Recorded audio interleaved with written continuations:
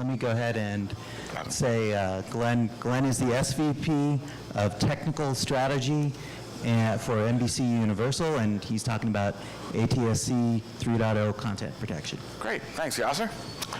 And again, thanks for hanging in there toward the end. And I'm actually going to do a little compression, trying to buy us a little bit of time back, because actually you wouldn't know it, but a lot of the topics we've covered in this whole conference relate to ATSC 3 and next generation broadcasting. So I'm going to kind of go through this a little bit fast, but I do want to point out those overlaps and those places where things are really, really aligned. I'm also going to steal 15 seconds of my own time. And I'm such a geek that I have to answer the question that Ali asked earlier about forward error correction in ATSC 3. So hang on, I'm going to geek out a little bit on the details of error correction here. But the answer to that is that there are two concatenated codes. There's an inner code and an outer code. The inner code is a low-density parity check code. It can be either 64,800 bits or 16,200 bits. And there's four options for an outer code. It could be a Bose code, a BCH code, a CRC, or none. It's all signaled in the physical layer pipe protocol, and it's combined with COFDM. COFDMs can be 8K, 16K, or 32K, and they can run modulations from QPSK all the way to 4096 QAM. And all that put together means you can hug the Shannon curve with literally hundreds of operating modes that range in data rates from 1 to 50 megabits per second and operate over a range of threshold carrier noise ratios that run from -5 dB all the way up to 32 dB, really pristine signal. And actually you can have up to 4 combinations of those PLPs. So I invite you to go into the details, take a look at ATSC A3.2, which is available on www.atsc.org under ATSC 3 standards. And by the way, oh yeah, you wanted the details. I gave you the details.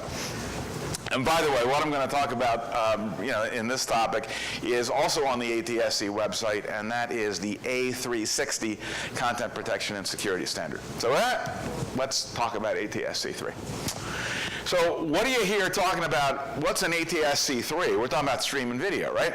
Well, ATSC 3 is the next generation standard for over-the-air broadcasting. It's actually a suite of many standards. They're available, as I just told you, at the ATSC website. And in particular, as we talk about content protection security, we're talking about the A360 standard. Next generation broadcasting is not a question of if, it's now a question of when. The standard was approved by the FCC in November of last year. And along with that, they said, okay, we're going to approve the standard, but it's a voluntary market-based transition for broadcasters, MVPDs, and consumers. And I'm happy to say that there are already half a dozen or so test stations on the air. We're participating in tests in Phoenix, along with Pearl and Fox and Univision. Sinclair has stations up in Dallas, et cetera. And so ATSC 3 is on its way to a real commercial deployment. And that's exciting for those of us who worked on the standard for the last half dozen years. But you say, now, well, what? You're talking about content protection in ATSC 3, but it's a broadcasting standard, right? Broadcasting's a free ad-supported service, right? So, content protection? Well, yeah, content protection. It turns out that the FCC's free-to-air requirement only applies to a station's primary service. You're allowed to offer encrypted or pay services. And moreover, the fact that the FCC says you have to have a free service, there was a big clarification here. It has to be free, but it doesn't have to be in the clear or unencrypted. And so the inclusion of an optional DRM in ATSC 3 gives broadcasters new protections against signal theft and unauthorized manipulation of their signal, and it gives new business model opportunities. And again, for those of us in the broadcasting business, that's exciting. One of the most important things about ATSC 3 is that for the first time, it's just as ATSC 1 was the world's first digital television standard at all. ATSC 3 is the world's first digital television standard to embrace and use intrinsically Internet Protocol format. And the vision there is that broadcasting becomes another IP data pipe. It becomes part of the Internet. And why is that important? All the things that we think about in OTT, personalization, interactive content, targeted ads, all those things are equally possible now with over-the-air signals and connected receivers. We don't have to send the video bits over the Internet. We've got a great big fat pipe, and we've got a very reliable pipe to shovel bits over the air to a receiver. IP is important because it helps us with retransmission, particularly at home on Wi-Fi. And basically any device with an ATSC tuner now all of a sudden gets IP streams that are a complement to 4G or Wi-Fi. So a big shout out here because a lot of the dash aspects of ATSC, and we'll talk about this in a minute, was a big collaborative effort between Dash IF and ATSC. So again, a super shout out there for the collaboration across what you might think of as traditional industry stovepipes. Now, I want to spend a minute, I know I'm not going quite to the topic of content protection, but I want to spend a minute on well, we're here at a streaming video conference. Why do I care about this broadcast stuff? And why do I care whether it's IP or not? So let me just spend a second on that. If you're offering an OTT service, you're probably going to have to deal with the retransmission of broadcast signals, whether it's NBC or Fox or CBS or ABC or Telemundo or Univision. Most of the most popular content is on broadcast networks. And as we talk about streaming and OTT services, we're going to have to deal with those services. And so the closer they map from the broadcast standard to the OTT standards, the easier time we're going to have in terms of repackaging and retransmission and achieving lower latency in that process of retransmission. If on the other side, if you're kind of on the other side of the ecosystem and you're thinking about devices and applications and things like that, I think it's important to remember that when TV set manufacturers build smart TVs, they're going to be 3.0 capable. So the elements of the protocol stack that are in the broadcast standard are going to be intrinsically supported in those devices. Those devices ultimately ship about 40 million a year. Now, we're not going to start with 40 million a year ATSC 3 devices. That's clearly going to be, a 10 or 12 or even 15 year, who knows. There's going to be a transition in terms of the number of devices that are intrinsically ATSC 3 capable. But I think the message is we're embarking on this transition both on the content side as well as on the receiver side. And so I think it behooves a lot of us in the streaming media ecosystem to pay attention to how the gears mesh with the broadcast infrastructure that drives so much on the content side as well as on the smart device side. Okay, end of sermon. Sorry, guys. Okay, so for those of us who love protocol stacks, here's things you need to know about the ATSC standard, and it's kind of why I said, well, you've been hearing a lot about the ATSC standard during this whole conference from previous speakers. So interestingly, the first thing to observe is that ATSC 3 is equally a broadcast standard and a broadband standard. If you go from the protocol layer up, the unifying piece of protocol is IP. On the broadcast side, it's multicast IP. It's UDP on top of IP. And you heard about multicast ABR and UDP. You heard about QUIC being built on UDP. It's a really efficient, low overhead protocol that sits on top of IP for one-way datagram distribution. You heard about root. Root is intrinsically the file transfer mechanism that takes UDP packets and stuffs them into a buffer. The other key thing is that the playout elements, the presentation elements of ATSC 3 are indeed Dash and HTML5 and JavaScript. So all the infrastructure pieces we've been talking about for streaming are intrinsically now part of the next generation broadcast. So let's hope that we can continue to align broadcast standards and broadband standards, again, to the mutual benefit of the economy of scale of each part of that ecosystem.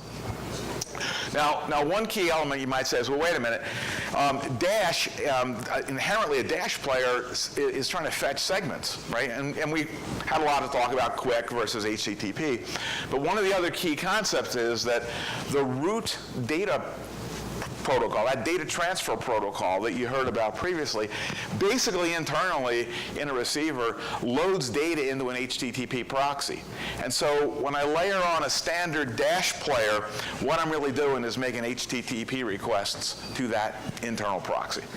Okay, I didn't talk about content protection yet, but the key point here is that all of the standard mechanisms we've been talking about in terms of HTML5 and Dash are intrinsically part of ATSC 3. So with that, I don't have to tell you anything new because you've heard it from previous speakers.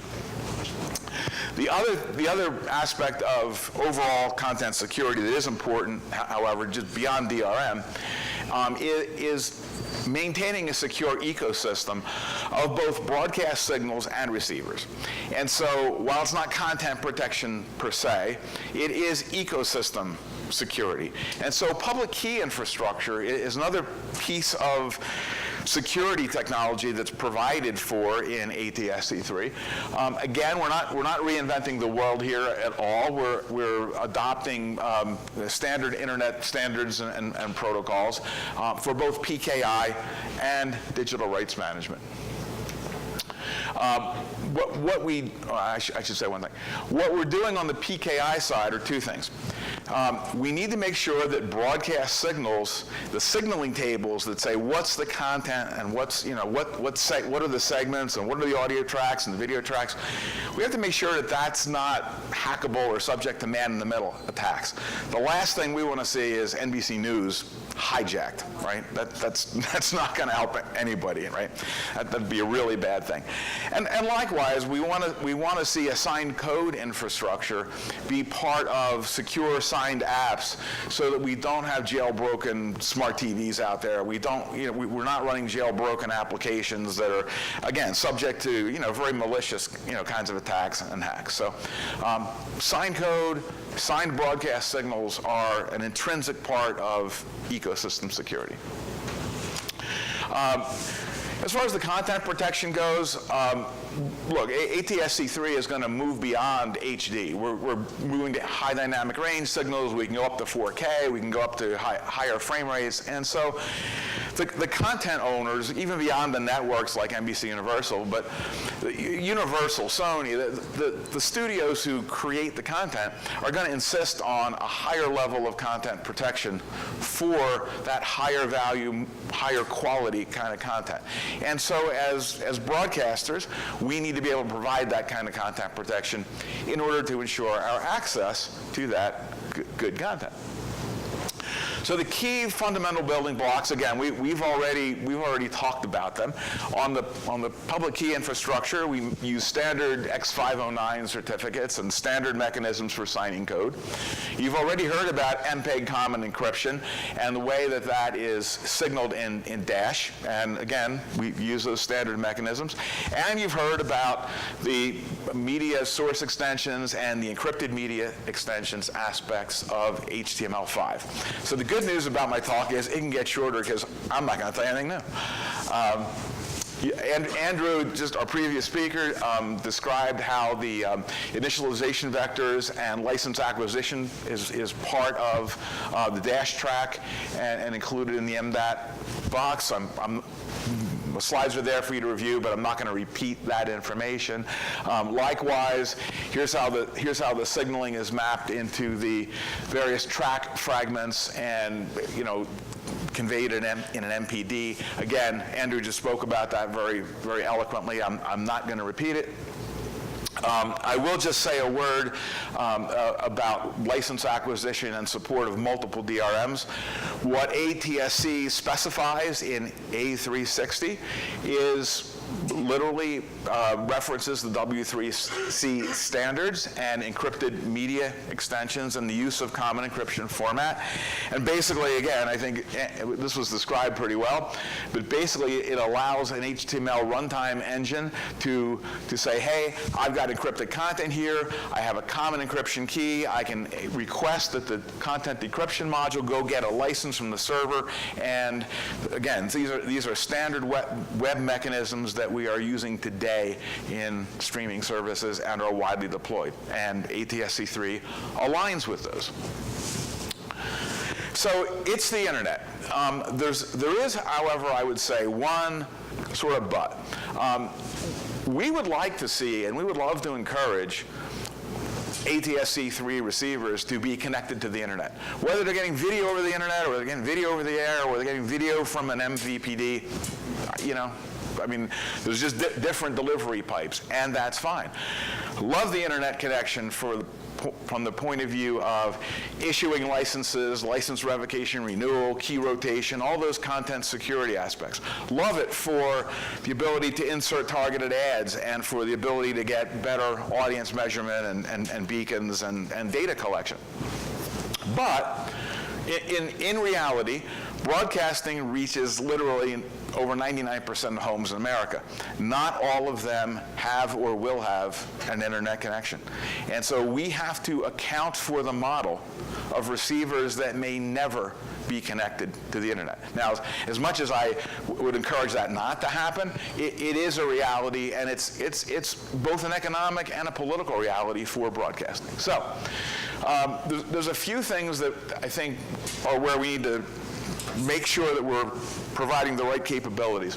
The first is that, and again, a previous speaker talked about this, we talked about stretching out the license acquisition process. When you have a Super Bowl event, you can't have 200 million pings to a license server. That's just going to break at scale, right? So we've got to have a way to spread out the license acquisition, even in the connected receiver space. As I said, we have to deal with the intermittently connected or never connected receivers. And frankly, the way to do that, I think it's becoming pretty obvious that you're going to have some baked-in certificates at time of manufacture. And most I can say about that is that there's a lot of work and discussion and progress between broadcasters and DRM providers and TV manufacturers in terms of how to do that and how to have a pool of licenses for multiple DRMs that are appropriately managed and appropriately revoked when breached. And so those commercial aspects are outside the scope of ATSC standards or even the W3C standards. They are in fact commercial matters, and there is a lot of work in progress in terms of getting those things decided and agreements in place before we see real large-scale commercial deployment of ATSC 3 broadcasts and receivers, which I think we're really looking for by the end of 19 or early 20. So stay tuned. Just in summary, ATSC sets transmission standards. It references all of the appropriate mechanisms for public key infrastructure and multiple DRMs using the W3C standards and the MPEG common encryption standards. And there's a lot of ongoing collaborative work to realize those standards, in real implementations in receivers. Again, those are beyond the scope of ATSC 3 transmission standards, but again, tremendous work in progress. So stay tuned, and we'll learn more about how that turns out. But I am very confident that we will have a secure and protected infrastructure for broadcasting in the future. Thanks. Okay, are there any questions for Glenn? Okay. So just to make sure I understand it right, if a TV channel is free over the air, it's still going to be protected and DRM'd for ATSC 3.0? I have the option to not encrypt it at all, okay, or to protect it with a DRM, and within the scope of that DRM to specify various levels of protection and rights management. Okay.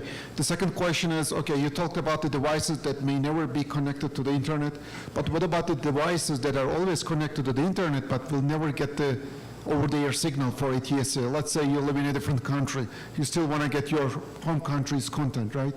Sure, but whether that's an ATSC 3 TV or it's a smart TV that complies with the broadcast standards of your country, the country in question, is kind of the question there. It's a little out of scope. So broadband only option, broadband only is an option too? So Yes. Okay, all right, perfect. Yes. We'll do 2 more questions, and then we'll get the next speaker up. So do we know the latency through an ATSC 3 system? It's highly variable. There's latency from every piece of the protocol stack, right? From the basic, encoding and the HEVC encoding, depends on the GOP size you choose, depends on the dash track package size you use, depends on the error correction coding, that you use. So there's a lot of knobs that impact that, and those are indeed quality versus latency, kinds of knobs like we see in the OTT infrastructure. My question is about the DRM versus free-to-air. Yep. If something is free-to-air, what constitutes unauthorized viewing? If it's free to air, the answer really is that's up to the content provider. Just like it's up to the content. If I stream something and I have a DRM certificate, maybe I'll say this is copy once. Maybe I'll say it's copy never. But you know what? That's up to the provider. Yeah, so you're distinguishing the content provider from the broadcaster, so the broadcaster would need some permissions from the content provider. Well, there is a chain of rights and there is a chain of legal agreements and requirements, between content owners and networks and affiliates and retransmitters. And generally speaking, those, the allowed rights, follow a chain of business agreements, and the technology basically just keeps it in place. Okay, thank you, Glenn. Thank you.